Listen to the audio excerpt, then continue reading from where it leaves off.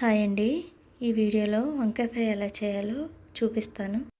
ముందుగా స్టవ్ మీద కడాయి పెట్టుకుని 2 టేబుల్ స్పూన్ల ఆయిల్ వేసుకుని ఆవాలు, జీలకర్ర, మినప్పప్పు, శనగపప్పు, 2 మీడియం సైజు ఉల్లిపాయ ముక్కలు, పచ్చిమిర్చి, కరివేపాకు వేసుకుని ఉల్లిపాయ ముక్కలు బ్రౌన్ కలర్ వచ్చే వరకు వేయించుకుని తర్వాత దాంట్లో సన్నగా కట్ చేసుకున్న వంకాయ ముక్కలను వేసుకుని కొంచెం సాల్ట్ వేసి ఒకసారి కలిపి మూత పెట్టి మగ్గించుకోవాలి.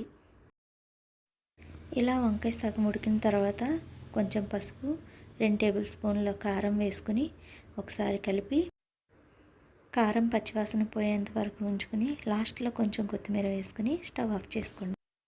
చాలా సింపుల్గా తక్కువ టైంలో అయిపోతుందండి. మా పిల్లలకి నచ్చిన కర్రీస్లో ఇది ఒకటండి. అలాగే నెక్స్ట్ వీడియోలో ఈ రసం ఎలా పెట్టానో కూడా చూపిస్తాను. దాన్ని కూడా చూడండి. నచ్చితే లైక్ చేయండి.